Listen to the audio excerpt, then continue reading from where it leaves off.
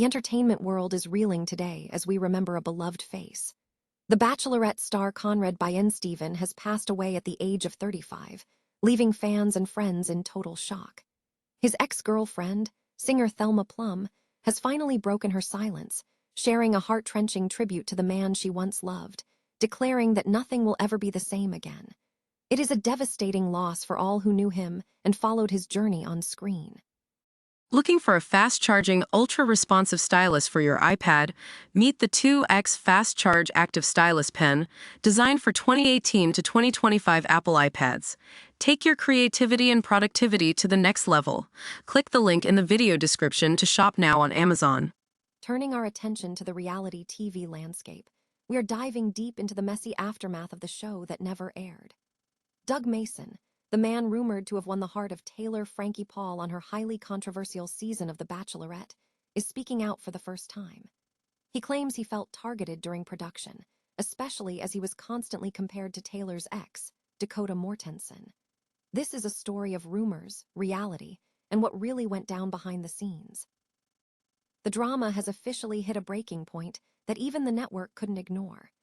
ABC made the unprecedented decision to cancel Taylor Frankie Paul's entire season of The Bachelorette just days before its scheduled premiere. This follows the resurfacing of a disturbing video showing an alleged domestic violence incident involving Paul and her former partner. We are exploring why this scandal was the final straw for executives and why the line between reality and disaster has finally been crossed. Is ABC being hypocritical, or was pulling the plug the only responsible move left? We are breaking down the heated debate surrounding Taylor Frankie Paul and the network's sudden shift in direction.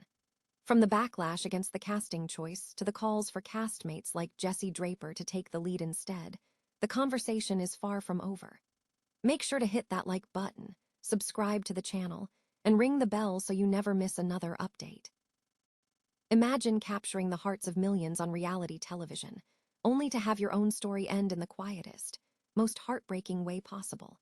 Today, we are reflecting on the somber news surrounding Konrad Bien-Stephen, the beloved Bachelorette star who tragically passed away in Melbourne on March 30th at just 35 years old. This news has left a void, not just for his fans, but for those closest to him, including his former partner, singer-songwriter Thelma Plum. After weeks of silence, Thelma took to Instagram to share her grief, posting candid, joyous clips of their time together. Her message was raw and devastatingly simple. Nothing will ever be the same. It is a poignant reminder of the heavy toll loss takes on those left behind. Konrad, a carpenter turned reality star and aspiring actor, became a household name during his 2021 run on The Bachelorette, where his genuine nature made him a quick fan favorite. He later lived life in the public eye, including a high-profile relationship with Abby Chatfield, before his romance with Thelma blossomed in 2022. At the time, he spoke openly about his happiness and his excitement for the future. Yet, behind the cameras and the public headlines, Konrad was navigating his own very real battles with mental health. His management has asked for privacy during this time, urging the public to honor his memory with dignity rather than turning his passing into mere speculation. It serves as a stark reminder that we never truly know the full weight someone is carrying, regardless of how bright they shine on our screens. If you or someone you know is struggling, please reach out. Support is always available through services like Lifeline. Life is fragile, and we should treat each other with more grace than we think is necessary. If this story touched you, please leave a message of kindness for his loved ones in the comments below, and subscribe for more updates on the stories that matter. Remember, be kind to yourself and those around you. You never know what battles others are fighting in the dark. Ever felt like you were being judged for a mistake you didn't even make? That's exactly the reality for Doug Mason, the man who was supposed to be the winner of Taylor Frankie Paul's ill-fated Bachelorette season. When ABC pulled the plug on the show just days before the premiere, following domestic violence allegations against Taylor's ex, the entire production vanished, but the drama for the cast certainly didn't. Now Doug is finally breaking his silence. If you've been following the rumors, you know the 28-year-old lifeguard was allegedly the man who won the final rose, only for things to fall apart shortly after. But beyond the heartbreak of a canceled show, Doug is dealing with something far more annoying: constant, unwanted comparisons to Taylor's ex, Dakota Mortensen. And frankly, it's not hard to see why he's fed up. Speaking on the Bachelor Happy Hour podcast, Doug admitted that he felt genuinely targeted during filming. And here is the kicker: he's not blaming the other contestants. He's pointing the finger at the production itself. He described a surreal environment where, despite him standing right there, the show kept dragging the ex into the conversation. Talk about awkward, right? It's a classic case of producers trying to manufacture tension, but for the person in the hot seat, it's just exhausting. Doug isn't just sitting around bitter, though. He's shown some serious grace, even publicly sending prayers to Taylor when the news of the show's cancellation broke. Plus, there's been some light-hearted, flirty energy between them on Instagram recently that has the internet buzzing all over again. Is there still a spark? Maybe. But for now, Doug is clearly trying to reclaim his own narrative, one song and one social media post at a time. It's a reminder that reality TV fame is a double-edged sword. You get the spotlight, but you also lose the right to be seen as a person rather than a character. What do you think? Did the show do him dirty, or is this just the price of admission for finding love on camera? Let me know your take in the comments below, and don't forget to hit that subscribe button for more updates on the chaos of reality television. Sometimes the most interesting stories are the ones that never actually make it to air. We love reality TV because it is messy, loud, and, let's be honest, completely unhinged. From the explosive fights on The Bachelorette to the chaotic drama of The Secret Lives of Mormon Wives, we treat these shows like a high-octane escape from our own mundane lives. But what happens when the reality in reality TV crosses a line that even the networks can't ignore? Recently, ABC took the unprecedented step of canceling the upcoming season of The Bachelorette just days before its premiere. The reason? A disturbing video featuring series star Taylor Frankie Paul. Now, we're used to seeing reality stars scream, backstab, and play the villain for a paycheck. It is part of the formula.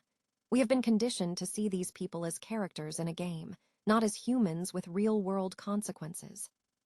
But the footage that surfaced, showing Paul in an alleged domestic violence incident, wasn't a scripted catfight. It was something much darker. In this video, Paul is seen throwing metal furniture while her own child is in the room. When the child is struck by a flying stool and begins to cry, Paul doesn't stop. She doesn't comfort her. She keeps fighting. It is an excruciating watch that shatters the glamorous and sexy facade producers were trying to sell. See, the appeal of these shows relies on an unspoken contract, that the drama is contained. We assume everyone involved is a consenting adult playing a character.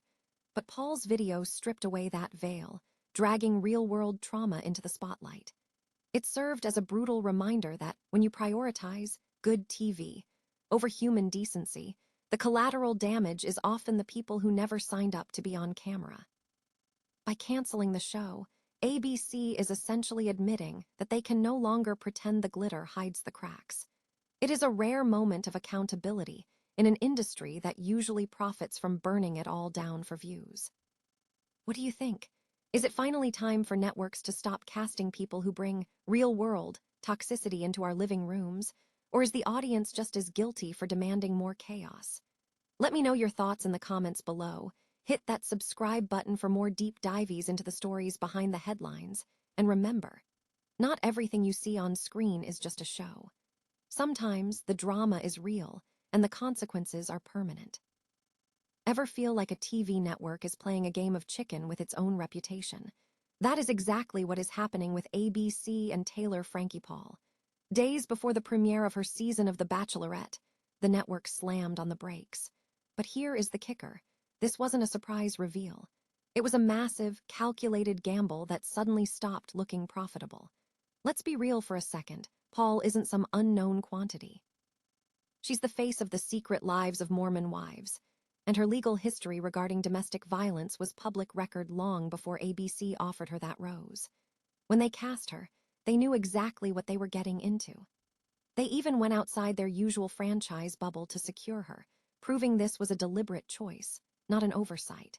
So why the sudden pivot now that the heat is on?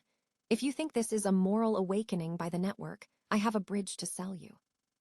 This is textbook damage control.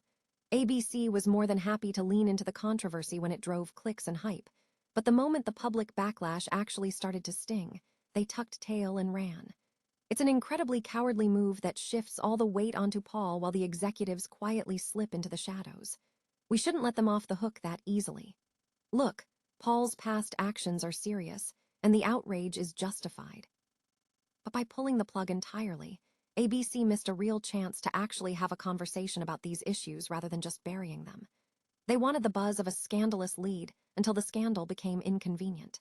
It feels cheap, and frankly, it feels inconsistent. If you're going to build a show around a polarizing figure, you don't get to fold the second the wind changes. If the goal is accountability, maybe it's time ABC looks in the mirror and owns their part in the circus. In the meantime, the drama is playing out behind the scenes, with her Mormon Wives co-stars split right down the middle, some condemning her, others like Jessie Draper standing by her side. Honestly, if ABC wants to salvage any credibility, maybe they should look at Draper for the lead next time. She's loyal, she's in the spotlight, and she's not afraid to handle the heat. But what do you think? Did ABC do the right thing, or are they just avoiding the mess they created? Let me know your thoughts in the comments below, and don't forget to hit that subscribe button for more unfiltered takes. Sometimes, the most important story isn't the one on screen, but the one the networks are desperate to hide.